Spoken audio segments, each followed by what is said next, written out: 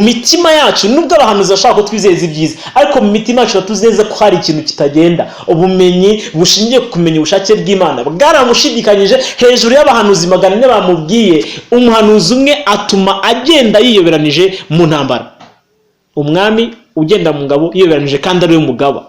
Umuntu akabazi neza ko ikintu ari ukuri, ariko ntashake kucyemeza kugira ngo asabwa kukigenderamo. Ugasanga umuntu aravuga ukuri abebera akunyura ku ruhande, ugasanga umuntu arakata, ugasanga umuntu aremera ibintu bipfuye, aratanga uburenganzira bupfuye, agakiza aragashyiramo clause zitabaho, ugasanga ngo kino ariko ntacyo gitwaye, kino ariko nta kibazo. Hariho ubuyobe bukomeye cyane muri iyi minsi. Si byiza, ntabwo bikwiriye ko niba ikintu utabasha kugishyikira mu bwenge wikihutira kugihakana, kuko ntabwo uzi imbaraga zigishoreye izarizo. Imana itugirire neza. Mu bumenyi, niba dushaka kumenya ubushake bw'Imana, dukwiriye kwirinda gufata imyanzuro ku bintu tutumva neza. Niba ikintu utacyumva wikihutira gufata umwanzuro.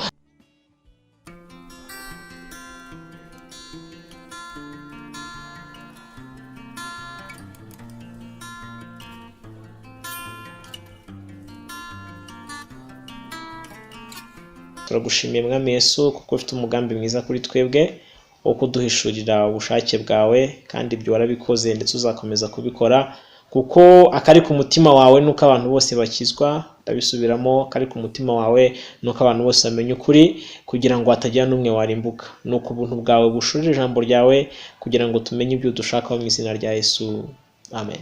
Ikaze inshuti z'Umwami wacu Yesu.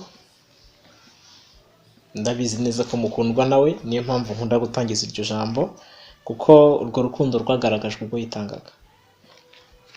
Muracyari rero kuri chaîne y'inyubako y'agakiza, n'ubundi tugiye kuganira ibyanditswe byera, duhabwa n'ukuboko kwiza kw'Imana kugambiriye kudukangura muri kino gihe, kugira ngo tugire iby'ukuri byo kutubashisha guhagarara muri kino gihe gikomeye, iki gihe cy'ubuyobe, aho abakobanyi benshi bagenda bakobana bavuga ko isezerano ryo kuza kwe ntaririho cyangwa se ko ryatinze. Ariko nyamara twebwe abizeye dukwiriye gukomeza ubwo bushizi bw'amanga, kuko bwo guhamya ko kuza kwa Kristo kuri bugufi, kuko ibyo ngibyo byo ni by'ukuri nta n'icyabihindura. Kuko n'ubundi haba kubizeye n'abatizeye nabo bahurira kuri iyo mvugo ivuga ko rwose turi mu minsi y'imperuka, kandi nta handi babishingira keretse ku byavuzwe n'Umwami Yesu ko bizaba ari ibimenyetso byo kugaruka kwe. Ibyo rero ni icyita rusange kubizera no kubatizera, bose abona ko ari iminsi y'imperuka, ariko nyamara umwifato ntibawuhuriraho. Kubera iki? Kubera ko ntabwo bafite ubumenyi gusa. Nicyo jambo twari turiho ubushize ubwo twaganiraga ku ubumenyi bw'ukuri bubasha kudutera kubaka gakiza yacu mu kibanza gikwiye. Mu itangiriro rwose hagomba kuba hari ubumenyi bw'ukuri buduhesha kubaka inyubako yacu dufite umutekano wuzuye, kuko dufite ubumenyi shingiro bukwiye bw'ukuri butangwa n'Imana, ariko ubushake bw'Imana kuri twebwe. Hari amakosa ajya akorwa n'umuntu agafata imyanzuro, rimwe na rimwe agafata umwanzuro, ariko agafata umwanzuro abitewe no guhubuka, cyangwa se agafata umwanzuro abitewe no guhutiraho, rimwe bikamuzanira akaga. Agashingira ku bumenyi bwe buke afite, agafata icyemezo ashingiye ku bumenyi budashyitse cyangwa se budakwiye. Reka mba akagero gatoya. Umunsi umwe mu gihe cya Elisa higeze kubaho inzara ikomeye. Ubwo ndi mu gitabo cy'Abami ba kabiri mu gice cyawo cya 7. Mu gihe cya Elisa habaye inzara ikomeye, bigeraho abantu batangira kurya abana babo, bo n'ababyeyi. Abakire batungwaga n'amahurunguru, ndetse amahurunguru y'inuma. Abakomeye kurutaho bagatungwa n'ibihanga by'indogobe. Cyari igihe gikomeye cyane. Noneho abagore babiri baza kuza kuburanira imbere y'umwami, bamubwira ngo mwami nyagasani, uyu mugore twarumvikanye ngo umwana wanjye tumurye, ejo nanjye tuzarya uwe, tumaze kubigenza gutyo wanjye tumaze kumurya uwo aramuhisha. Umwami amaze kubyumva yumva agize agahinda mu mutima cyane, ashishimura imyambaro ye. Bamurebye abona nawe yari yambaye ibigunira, arangije aravuga ngo Uwiteka natabarengera njyewe ndabarengeresha iki? Niyo mpamvu donc n'umwami ntiyari afite igisubizo cy'inzara. Niho gutakira Uwiteka rero atuma kuri Elisa, aravuga ngo arekiringiriye icyo Uwiteka. Elisa rero amubwira ijambo ry'ihumure, ndihuta cyane inkuru nyivunaguye. Amubwira ijambo ry'ihumure ahageze muri rubanda rwose, aravuga ngo nukuri ejo nk'iki gihe, niho kuvuga ngo urumva inzara yari iriho, ntago ndibuze gukoresha wenda izi mvugo kuko bagira ingando bakagira na seyiri, yatangiye avanga indengo y'ifu, nimwavuga ngo ikiro cy'ubugari cyangwa se ikiro cy'umuceri mu nzara ikomeye cyane, ikiro cy'umuceri kizakigura igiceri cy'ijana, ikiro cy'ubugari nacyo kizakigura igiceri cy'ijana, kandi abantu bari ku rugero rwo kurya abana babo. Donc kandi avuga ngo ejo n'iki gihe wenda ku bantu bari bazi Imana bumvaga ibyo bintu wenda byakunda, ariko haramutse wenda habonetse igihe, kuko igihugu kimaze igihe kiri mu nzara, igihe ibintu bizavira wenda umuntu yatekereza mu bantu nyine, nk'umuntu yategeka avuga wenda si ibyo biryo bizava hehe, birarasa byeze ijoro rimwe, wenda se birava mu mahanga ko mu gihugu nta biryo birimo, wenda se niva mu mahanga byaza umunsi umwe bikaba byageze mu gihugu cyacu. Nyine bumva ibyo bintu ni possibility idashoboka, ariko avuga ikintu icyambere gishiro gito cyo gusabagira kw'ibyo kurya, anyije abiha n'igihe gitoya. Aravuga ngo ejo nk'iki gihe indengo y'ifu izabigura shekeri imwe ku ya seyiri no ku y'ingano. Amaze kubivuga hari umuntu umwami yigamira, ahita avuga ngo mbega Elisa, ibyo bintu uvuga nubwo amadirishya n'inzugi byo mu ijuru byakinguka, ibyo bintu uvuga byabaho? Elisa aramubwira ngo uzabirebesha amaso ariko ntabwo uzabiryaho. Donc ndagira ngo nihute cyane kuri imvugo, ko ndagwanda izindi ngero nyinshi z'abantu nk'abo ngabo. Mu by'ukuri ibintu Elisa yaravuze ntabwo abantu bose babishyikiraga n'ubwenge bwabo, ariko ntabwo bafataga imyanzuro ku bintu badasobanukiwe ngo bashyireho critique cyangwa se bashyireho andi magambo.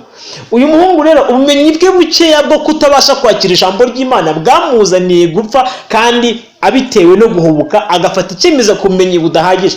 Niba ijambo utekereza cyangwa se ukeka ko rivuzwe n'Imana, wenda urugero rutoya kuri Elisa, bari babizi neza ko ari umuhanuzi kandi asanzwe avugana n'Imana, asanzwe akorera Imana, bari babizi ko imbaraga z'Imana n'ubuntu bw'Imana yaba kuri we, ariko yumvishe ko iryo jambo riturutse ku Mana, ariko aritekereresheje ubwenge bwe yumva ntabwo ayishyikira, ahita avuga ayo magambo. Elisa aramubwira ati uzabirebesha amaso ariko ntabwo uzabirya. Kandi ibyo ngibyo niko byagenze. Muzi ko Uwiteka akoresheje ababembe bakajya mu rugero rw'Isiriya, Imana ikazana ibyo kurya mu buryo butunguranye, ibyo kurya bigasabagira ku rugero rutuma ya ndengo cyangwa se cya kiro yambuga twakoresheje, cya kiro cy'ibyo kurya cy'ifu y'ingano cy'ifu ya seyiri kigera kuri shekeri imwe. Arangije umwami amushyira ku muryango nk'umuntu ugomba kurinda ibyo bintu byabonetse by'ibintu atizeye, aba ari ugomba kubirinda. Abaturage bamwuraniraho baramukandagira arapfa, kubera ko donc si byiza, ntabwo bikwiriye ko niba ikintu utabasha kugishyikira mu bwenge wikihutira kugihakana, kuko ntabwo uzi imbaraga zigishoreye izarizo. Imana itugirire neza. Donc mu bumenyi, niba dushaka kumenya ubushake bw'Imana, dukwiriye kwirinda gufata imyanzuro ku bintu tutumva neza.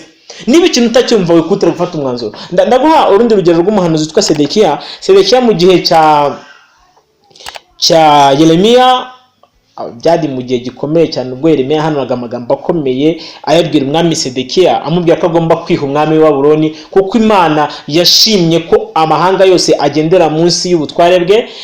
Icyo gihe Imana itegeka Yeremiya kwibohesha imbago.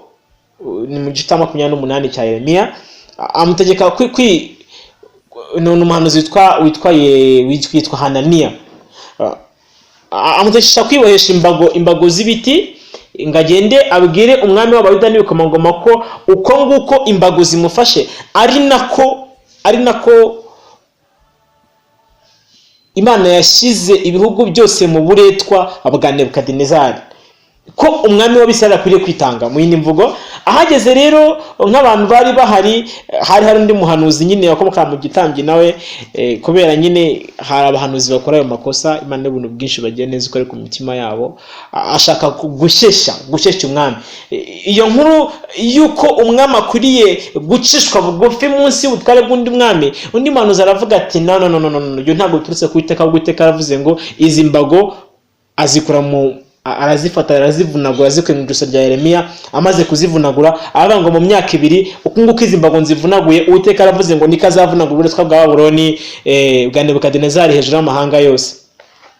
Noneho ibyo bintu, kubera ko nyine abantu nabo bikundira kubwirwa ibyiza niba bari mu nzira zigoramye, nacyo ni ikibazo gikomeye cyane kucyumva ukwiye kuyibyiza kandi uri mu nzira igoramye, nta kikubaza icyo ngicyo. Ariko nihute cyane, amaze we ntago yabikoreye kutamenya ko ari Imana ivuze, ahubwo yabikoreye gushaka ishimwe ry'abantu, yabikoreye kugira ngo yubahwe n'umwami, yabikoreye kugira ngo abwire ijambo umwami ryiza ryo kumuhumuriza, yishakira agaciro, consideration, yishakira agaciro imbere y'umwami. Byagenze bite? Yeremiya yarahagurutse aramubwira, abwirijwe n'ijambo ry'Uwiteka, aramubwira ngo ubwo wavunaguye imbago z'ibiti, Uwiteka aravuze ngo azabashyira mu buretwa bw'imbago z'ibyuma. Ikindi kandi kubera ko watumye ubwoko bwanjye bwiringira ibinyoma, muri uyu mwaka uzapfa. Ibyo bintu byarabaye, nukomeza gusoma iyo nkuru uzabisangamo. Ntago ari we gusa, urumva wa mbere yabitewe no kumva yifuza adasobanukiwe, plutôt wa mbere yumvaga adasobanukiwe rwose ibyo bintu bivuzwe, aravuga ngo ntibyashoboka, bimuzanira urupfu rwihuse. Uwa kabiri yabitewe no kwishakira agaciro, no kwishakira gushimwa n'abantu, nawe muzanira urupfu rwihuse. Undi muntu nawe byabayeho nk'uwo ndahita ndekera aho ngaho, ndavuga abo ngabo gusa, ni uwitwa Sedekiya. We mu gihe umwami Ahabu, umwuka w'Imana yashakaga ko Ahabu atera iramoti Galeyadi akagwayo, ni amagambo aboneka mu gitabo cya mbere mu gice 22. Ubwo umwuka w'Imana yari agambiriye ko Ahabu atera iramoti Galeyadi akagwayo, yaje ari umwuka w'ibinyoma akwira ku bahanuzi bose bari aho ngaho ko bari 400, ariko Mikaya aje ahanurira Ahabu ibyago, amubwira ko yabonye umwuka w'Imana ategeka kuza gushukashuka Ahabu ngo aterera moti Galeyadi kugira ngo agweyo. Hanyuma Ahabu abyumvishe ararakara, abwira Shafati ngo sinakubwiye ko uyu muntu atampanurira ibyiza, n'ubusanzwe ntamanurira ibyiza ndamumenyereye. Ariko Sedekiya we akora ikindi kintu, yigira imbere y'umwami, yigira imbere ya Mikaya, amukubita urushyi, aramubwira ngo ariko niko wakana, niko wagahungu, umwuka w'Uwiteka yakuvuyeho, umwuka w'Uwiteka yamvuyeho, akuzaho ati. Kuko bose bari bahuje inama yo kubwira umwami ngo natere azatabaruka, ariko Mikaya yari afite ijambo ry'Uwiteka ry'uko yabonye Abisirayeli bameze nk'impehe zitagira umwungeri, yari yabonye Abisirayeli batatanye, kuko umwami wabo yaramaze gutanga rw'iramoti Galeyadi. Icyo gihe ahababwira Mikaya ati nzatera kandi nzatabaruka. Mikaya aramubwira ngo nutera ugatabaruka Uwiteka azaba atavuganye nanjye. Arangije abwira Sedekiya, amubwira ati nawe uzabimenya ubwo uzicumita mu mwinjiro w'inzu uri murihisha ibyo bintu navuze byabayeho. Mu yindi mvugo, uzashinjwa ko washutse umwami ugatumurwa mu ntambara. Ibyo bintu niko byamugendekeye Sedekiya, kuko Ahabu nawe kubera we cyakora yarantangaje. Ahabu amaze kumva izo nkuru, yahanuwe n'abahanuzi 400 bamubwira ko agomba gutera agatabaruka nta kibazo, ariko Mikaya umwe aramubwira ngo nutera ntuzatabaruka uzagwayo. Arangije asiga mufunze, aravuga ngo ningaruka mugende mumushyire muri gereza mu byo kurya n'amazi by'agahimano, ningaruka nzabona nawe. Undambwa ati nanjye ntuzagaruka kuko navuganye n'Uwiteka. Hanyuma ikintu cyantangaje, Ahabu agiye gutabara mu rugamba, yabwiye Shafati umwami w'Abayuda, amubwira ati weho ambara imyenda y'ubwami y'ubugabe ujye mu ntambara, ngenda niyoberanije.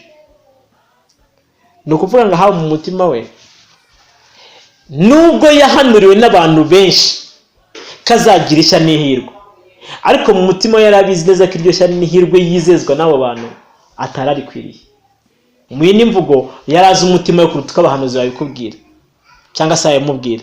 Natwe niko tumeze mu mitima yacu, nubwo abahanuzi bashaka ko twizeza ibyiza, ariko mu mitima yacu tuzeza ko hari ikintu kitagenda. Ubumenyi bushingiye ku kumenya ubushake bw'Imana bwaramushidikanyije hejuru y'abahanuzi 400 bamubwiye. Umuhanuzi umwe atuma agenda yiyoberanije mu ntambara, umwami ugenda mu ngabo yiyoberanije kandi ari we mugaba, kubera ijambo yarazi. Mu mutima yarabyumvaga akavuga ati ariko igihugu kirimo Ashera, igihugu kirimo Bayali, igihugu kirimo uyu mugore wanjye Yezebeli wazaniye abantu kwimura Imana, igihugu cyavushije amaraso ya Naboti, igihugu cyavushije. Arabireba aravuga ati ariko rero nubwo bimeze bityo, nubwo abantu zimagana bambwe ibintu Mikaya yambwiye bishobora kuba ukuri, nawe nzi neza ko mu mutima wawe iyo utitondeye kuri kujambo ry'Imana, iyo utagendera mu kuri, hari ikintu umva kitagenda. Umwami Yesu nawe ntucyo gacaga kurikiraho, turi kumwe. Umwami Yesu agumugisha.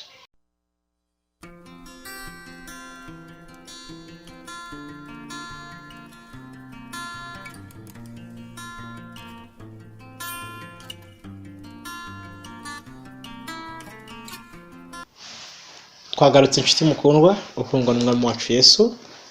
Twari turimo tuvuga gatoya ku makosa tudakwiriye kugwamo natwe. Hari bagenzi bacu bayagoyemo bibazanira akaga kubera ko bafashe icyemezo gishingiye ku bumenyi butuzuye, ubumenyi butari bwo. Ibintu ubwenge bwacu budashyikira ntabwo tugomba gutekereza ko bitabaho. Ibintu ubwenge bwacu butabasha gufata, kuko kumva kwacu no gusanukirwa kwacu ntabwo bishobora gushyikira mu buryo bworoshye ubwenge bw'Imana. Bisaba ko ubwenge bwacu nabwo bubanza kuvugururwa. Niyo mpamvu tudakwiriye gufata imyanzuro na gatoya dukurikije understanding cyangwa se imyumvire yacu itari ku rugero rubasha kumva Imana. Imana itugire neza kandi Imana idufashe. Uyu munsi nk'uko twahoze tubiganira, ndagira ngo tuganira kandi gace kacu gatoya mbere yuko twinjira mu kintu cy'ibanze ndi buze kuza kubabwira, ari cyo kumenya. Ese kumenya niki dukwiriye kumenya, niki dusabwa kumenya? Ese ubwo bumenyi ubundi ni ubuhe? Ese ubundi ubwo bumenyi twabukura hehe? Ubwo bumenyi bwo kubasha guterekamo gakiza yacu ubundi ni bumenyi ki? Ni bwenge ki? Ni buhanga ki? Ni imyumvire ki? Ni imitekerereze ki? Ibyo bintu mbere ko tubyinjiramo, ndagira ngo tubanze dusangire indi experience cyangwa se indi myifatire ishobora gutuma umuntu aba kure rwose iyo kumva cyangwa gusobanukirwa umugambi w'Imana, abitewe n'impamvu zitandukanye na zino twavuze hambere. Uyu munsi turasoma mu gice cya 20 cy'igitabo cy'ubutumwa bwiza bwa Luka. Ndahasoma nihuta, birashoboka ari inkuruzi ariko turayisubiramo twihuta. Nuko ku munsi umwe muri iyo minsi yigishirizaga abantu mu rusengero avuga ubutumwa bwiza, abatambyi bakuru n'abanditsi hamwe n'abakuru bajya hari baramubwira bati, tubwire, ni butware ki bugutera gukora ibi, cyangwa se ninde wabuguhaye? Arabasubiza ati, nanjye reka mbabaze ijambo mumbwire. Kubatiza kwa Yohana kwavuye he? Ni mu ijuru cyangwa mu bantu? Biburanya mu mitima yabo bati, nituvuga ko kwavuye mu ijuru, aratubaza ati, niki cyabujije kukwemera? Kandi nituvuga ko kwavuye mu bantu, abantu bose badutera amabuye kuko bemera ko Yohana ari umuhanuzi.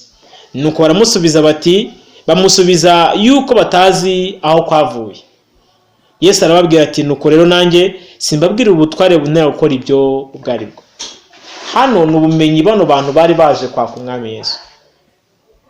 Bari baje kumwaka ubumenyi bwo kumenya aho ubutware bumutera gukora ibyo ngibyo buturuka. Ninde wabuguhaye? Ni butware ki bugutera gukora ibyo? Icyo kibazo aramubajije. Umwami Yesu nawe arababwira ati, nanjye reka mbabaze. Kubera ko Umwami Yesu yarazi neza ko ikintu gitumye bamubaza atari uko bifuza kumenya ubwo butware aho buturuka, atari uko bifuza kumenya uwabumuhaye, atari uko bifuza kumenya ubwo butware, ahubwo hari ikindi kibazo bari bafite, aricyo yaragiye kuberekezaho. Arangije abasobanurira muri aya magambo, abajije ikibazo nawe. Aravuga ati, nanjye reka mbabaze, mbese umubatizo wa Yohana waturutse he? Waturutse ku Mana cyangwa waturutse ku bantu? Cyari ikibazo kiri simple kugisubiza, ariko cyari ikibazo cyagombaga kwerekana ibiri mu mitima yabo. Bahise batangira bariburanya mu mitima yabo, kuko nibo bantu ba mbere bagombaga kuba bazi ahantu ubutware bwa Yohana bwaturutse n'umubatizo wa Yohana ahantu waturutse. Kubera ko bari babitswe ibyavuzwe n'Imana, bari bazi amagambo ari mu buhanuzi uhereye mu itangiriro muri Toha ukaza ukageza mu bitabo by'abahanuzi kugeza ku muhanuzi mukuru Yesaya wahanuye iby'ijwi ry'urangurura mu butayu. Bari babizi rero, ariko nyamara ntabwo bigeze bashishikazwa no kumenya ahantu umubatizo wa Yohana waturutse. Kubera iki? Hari n'impamvu nyinshi, ariko ndaza kuvuga mu nkeya.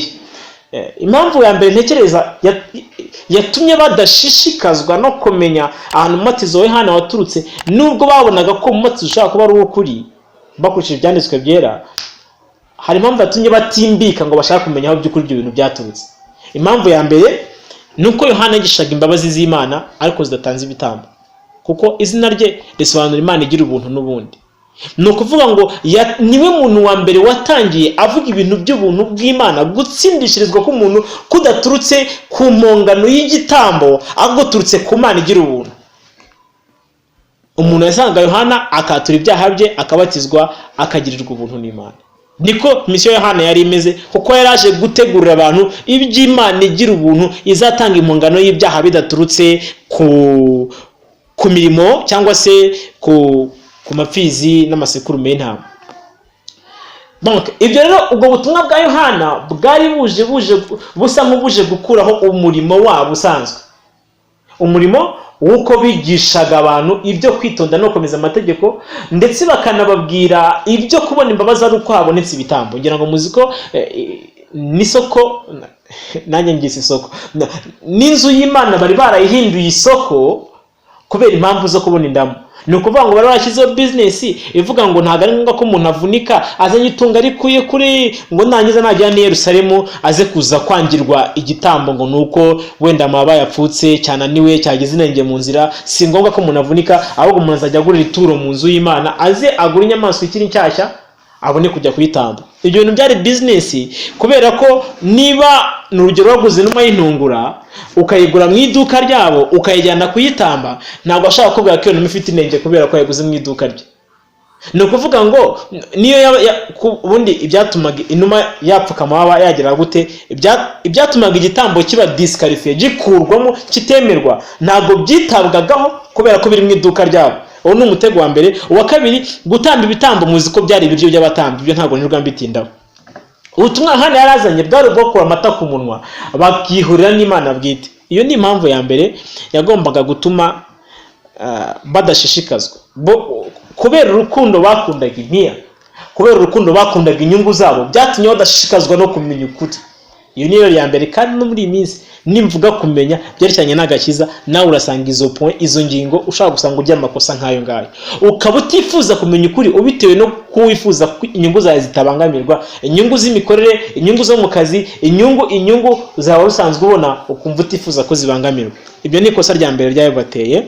Ikosa rya kabiri ni ryuko birengagije nkana ibyavuzwe kuri Yohana, kuko Yohana yaje adakorera mu murongo bari basanzwe bakoreramo.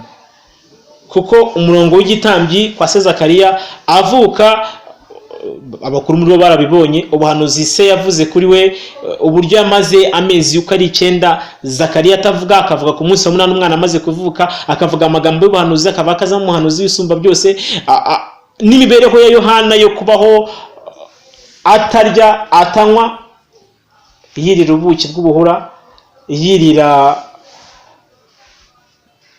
inzige, akenyeje umushumi uruhu, bwari ubuzima ubwabo bwagombaga kubabera ikimenyetso cyo kugira ngo bakunde bizere, kuko bari bazi byinshi, ariko birengagiza ibyo ngibyo babitewe cyane cyane no kugira ngo inyungu zabo zitabangamirwa. Hanyuma gatoya, Umwami Yesu irabaje ngo mbese nimutubwire, umubatizo wa Yohana wavuye ku Mana cyangwa wavuye ku bantu? Barabitekera bango nitaramuka tuvuze ko wavuye ku Mana, ahita tubaza ngo kuki tutamwizeye. Umutego wa mbere uri muri abagonga, baravuga ati aratubaza ngo kuki tutamwizeye, kubera ko iyo umenye ukuri bigusaba ko kugenderamo, bigusaba kugira ahantu hagarara ukurikije ukuri. Niko kuri kubatse, kuko Imana ntabwo ivuga kugira ngo yumvwe, ivuga kugira ngo yumvirwe, kuko itanga amabwiriza n'umwami. Ni ukuvuga ngo kuvuga ko bazi ukuri byabasabaga kugira gute, kugira ahantu bahagarara. Nituramuka tuvuze ko twarabigenzuye kuko tukavuga ko yaturutse ku Mana, biraza kuza kutugonga, kuko turabaza kuba tubazwa impamvu tutamwizeye. Biraza kugaragarira abantu bose ko turi abakunzi b'iki, turi abakunzi b'imiyaga kuruta uko dukunda Imana, turi abakunzi b'inyungu zacu kuruta uko dukunda Imana, turi abakunzi bo kureba ibyacu no gukunda no kugundira imihango abasokuruza kuruta uko twamenya umugambi w'Imana. Icyo ngicyo bomba kirabagonzi. Icya kabiri, nituramuka tuvuze ko umubatizo waturutse ku bantu, abantu bari hano baradutera amabuye ko bose bemera ko ari umuhanuzi. Bakoze ikintu kiri stupide, ikintu kidasobanutse, cy'ubujiji, ariko cy'ubwihisho busekeje bumeze nk'ubw'abana. Umwana niwe ujya gufata yabona atabasha gucika, akipfuka mu maso kugira ngo atakureba, akagira ngo wenda hari ubwo atakureba nawe ntabwo umureba. Nabo rero niko babikoze, bihishe mu butamenya, babwira Umwami Yesu ngo Umwami Yesu ntabwo tuzaho waturutse. Ariko se uko byari kuri ntabwo bari baza baturutse. cyangwa ntabwo bashishikajwe no kwamenya kugira ngo atagira inyungu zabo zibangamirwa, cyangwa ntabwo bashishikajwe no kwamenya kubera izindi mpamvu. Umwami Yesu arababwira ati rero ubumenyi mwari muje kunshakaho ntabwo ndi buze kububaha, kuko n'undi niyo nawubaha ntabwo mwabyemera, niyo nababwira ntimwakwizera, kubera ko already mukunze ibyo mwibwira, n'ubusanzwe mukunze inyungu zanyu kuruta gukunda ukuri. Arababwira ati mwihangane, nanjye simbabwira ubutware bunera gukora ibyo ngibyo ubwo ari bwo, nta nubwo mbabwira n'uwabumpaye. Bene data bakundwa, iri kosa ribaho, ariko rikabaho ku bantu cyane cyane bazi, abantu bakunze cyane ibyo bibwira, abantu badashaka kurekura ibyo bibwira, kurekura inyungu zabo kugira ngo bakire ukuri. Umuntu akaba azi neza ko ikintu ari ukuri, ariko ntashake kucyemeza kugira ngo adasabwa kukigenderamo. Ugasanga umuntu aravuga ukuri abebera, akunyura ku ruhande, ugasanga umuntu arakata, ugasanga umuntu aremera ibintu bipfuye, aratanga uburenganzira bupfuye, agakiza aragashyiramo clause zitabaho, ugasanga ngo kino ariko ntacyo gitwaye, kino ariko nta kibazo. Hariho ubuyobe bukomeye cyane muri iyi minsi, ariko buterwa n'abigisha bagambiriye kurambira inyungu zabo badashishikajwe n'ukuri. Abantu bashaka ibyabo kuruta uko bashaka ibya Kristo. Si uko ukuri kuri kure yabo, si uko kumenya ibyo Imana ishaka biri kure yabo, no, ahubwo baberekeshejwe no kugira ibindi bintu baramira. Umeze gutya ntiwibwire ko ushaka kugira agakiza gafite ikibanza kizima cyitwa kumenya. Ubumenyi ufite ntabwo buba buhagije, ukeneye ubumenyi bugusaba kwiyambura bya bindi, kuko ubwo bumenyi tuzakira bwo kumenya Imana bufite byinshi buhindura ku mibereho yacu isanzwe, bufite byinshi buzahindura ku myumvire yacu isanzwe. Ushaka ibyawe kubona ibya Kristo birakugora, ntabwo byakunda kugera ku bushake bwa Kristo igihe ugifite ubushake bwawe. Bisaba ko woroshya, ukarekura ubwawe, ukarekura ibyo uzi, ukarekura gushaka ibyawe kugira ngo ubone uko usingira ibyo Kristo aguha. Imana iguhe umugisha. Ntuzakikwe n'icyaha kizakurikiraho cyo kumenya ibyatugirira umumaro mu kugira ngo twubake inyubako y'agakiza. Yesu aduhana umugisha. Reka dusenge. Turagushimiye Mwami Yesu kuko wabanye natwe mu gice cyacu cyo gutangira kwitegura gusiza ikibanza cy'inyubako y'agakiza, nuko uzagumane natwe mu bice bizakurikiraho, kandi ubuntu bwawe buzakomeze kuganza imitima yacu ko dukunda. Urakoze. Amen.